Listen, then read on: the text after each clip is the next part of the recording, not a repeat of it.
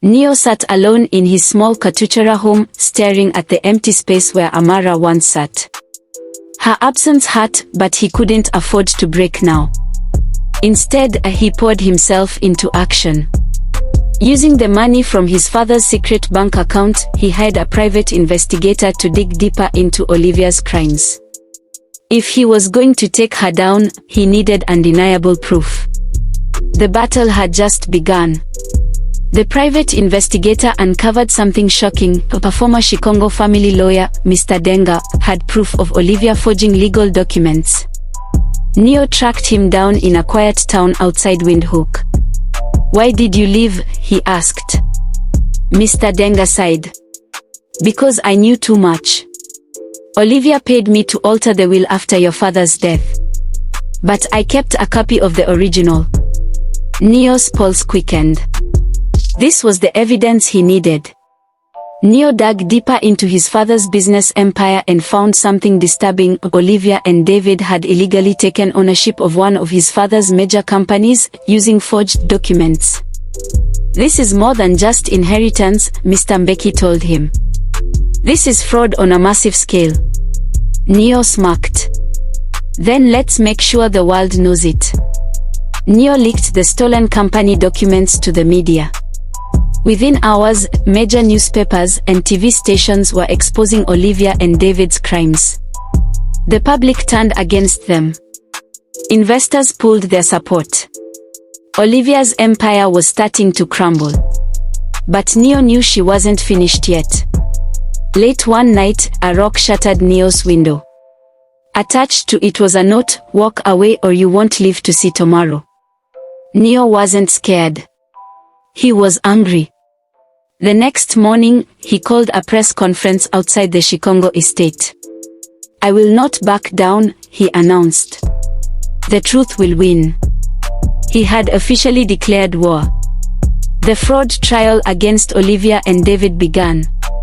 The courtroom was packed as Neo and his lawyers presented Mr. Denga's testimony and the stolen will.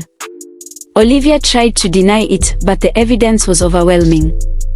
Then, the judge froze all of Olivia's bank accounts and businesses. For the first time, she was powerless. Cornered and desperate, David did something unexpected. He betrayed Olivia.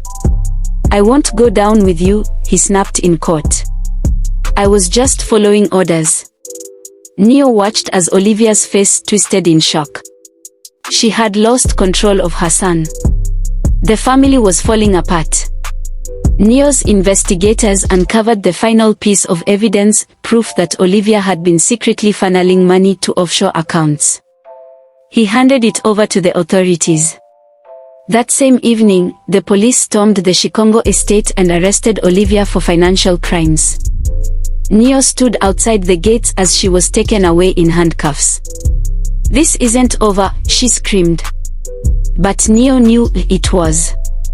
With Olivia in prison and David disgraced, the judge finally ruled in Neo's favor. He was the rightful heir to the Shikongo Empire. Standing in his father's office, overlooking the city, Neo exhaled. This was his now. The wealth, the power. But also, the responsibility. Neo had won. But as he sat in his new mansion, surrounded by luxury, something felt empty. He had everything. Except Amara. And he was going to get her back. Neo couldn't shake the emptiness inside him. He had fought for everything his father left behind, but without Amara, it felt incomplete. One evening, he packed a bag and boarded a flight to Johannesburg. He had no plan, just one mission: to find her. Johannesburg was bigger, faster, and louder than Windhoek. Neo felt out of place but was determined. He spent days searching, following rumors, until he finally found Amara working at a bookstore in Soweto. But when she saw him, her expression was unreadable. Was she happy? Or had she moved on? Amara listened as Neo told her everything: how he had won, how Olivia was in prison, and how he still loved her. Tears welled in her eyes. "Neo, I never stopped loving you. But I built a life here. I don't know if I can go back. Neo's heart clenched. He had fought for his inheritance. Now he had to fight for her heart. Amara took him on a walk through Johannesburg's vibrant streets. You've changed, Neo, she said softly. You're powerful now, but are you still the boy I loved? Neo thought about it. Had the money changed him?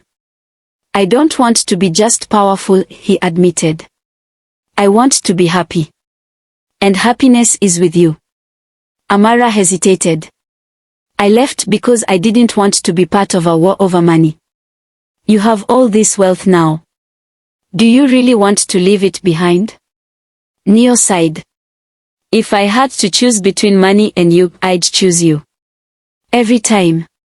Amara smiled but didn't answer. After spending a week together, Neo took Amara to a quiet rooftop in the city. I came here for one reason, he said, pulling out a small velvet box. Amara gasped. Marry me, Neo whispered. Let's build something together, no more running. Tears spilled down her cheeks. Was she ready? After a long silence, Amara threw her arms around him. Yes, Neo.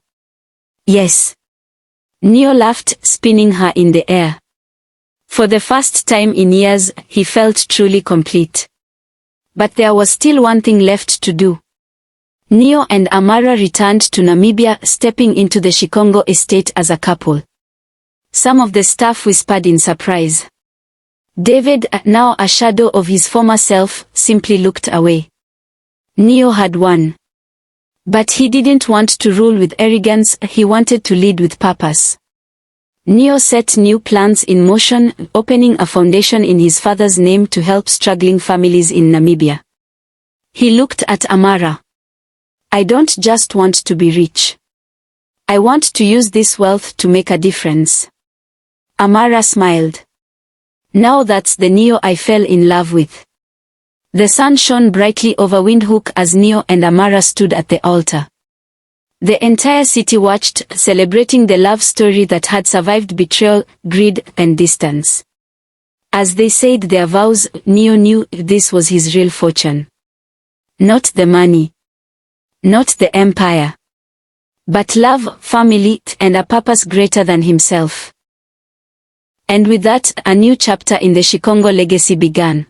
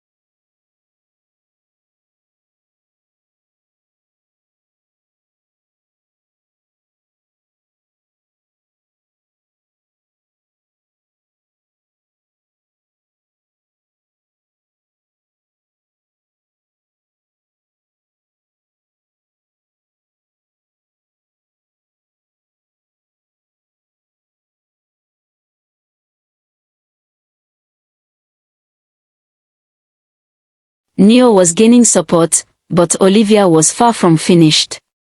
One evening, a man approached him outside Mr. Mackey's office. He was in his 50s, with sharp eyes and a knowing smirk. "My name is Elias," the man said. "I was your father's closest friend." Neo narrowed his eyes. "Then why are you only coming to me now?" Elias chuckled. "Because now you're worth noticing.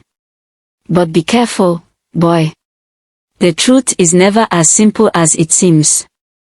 Neo didn't know whether to trust him, but something about Elias felt dangerous. Olivia filed an official claim against Neo, insisting he was not Samuel Shikongo's biological son. In court, her lawyers demanded a DNA test. Mr. Mbeki was prepared. "Your father left instructions for this," he whispered to Neo. The test was done before he passed. "We have the results." When the judge opened the sealed results, the courtroom fell silent. Neo was 100% Samuel Shikongo's son. Olivia's face drained of color. But Neo knew she wouldn't give up so easily. Amara sat across from Neo at their favorite cafe, fidgeting with her necklace. "Neo, my mom lost her job yesterday." Neo's stomach sank. "Let me guess, Olivia." Amara nodded. "She's punishing us for standing with you." Neo reached for her hand. "I'll fix this. I won't let her ruin you too." But deep inside, he wondered how many more people would suffer because of his fight. One night, a break-in occurred at Mr. Mackey's office. The only thing stolen: the original copy of Samuel Shikongo's will. Neo clenched his fist. This was Olivia's doing. Mr. Mackey sighed. "Without that will, this case becomes much harder." Neo refused to back down. "Then we find another way to prove my father's wishes." Mr. Mackey dug through old financial records and made a shocking discovery. Samuel had opened a secret bank account in Neo's name before he died. "This account has millions," Mr. Mackey told Neo. "It's legally yours." Neo felt his hands shake. For the first time, he had real financial power. But what would he do with it? Elias, his father's old friend, called Neo for a private meeting. "I can help you win," he said, sipping his whiskey. "But everything comes at a price." Neo hesitated. "What do you want?" Elias smiled. "Loyalty. When you take over the Shikongo Empire, I want a seat at your table." Neo didn't trust Elias, but with Olivia growing more dangerous, could he afford to refuse? Frustrated by the court case, Olivia changed tactics. She started smearing Neo's name in the media, accusing him of fraud and blackmail. "She's trying to turn the public against you," Amara said. "If people believe her, you'll lose everything." Neo knew what he had to do. He needed to fight back publicly. Neo sat down for an exclusive TV interview, telling his real story, how his father had loved him but had been forced to hide him. He shared the struggles he faced growing up poor, while Olivia and David lived in luxury. Social media exploded with support. #Justice for Neo trended across Namibia. Olivia was losing control. And she knew it. Neo returned to Amara's house to find her crying. "Neo, I have to leave Windhoek," she said. His chest tightened. "Why?" "My mother got a job offer in Johannesburg.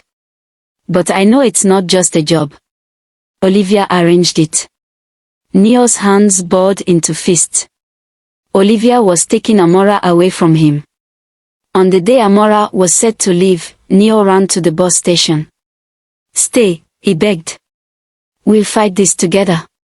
Tears streamed down her face. "I can't, Neo.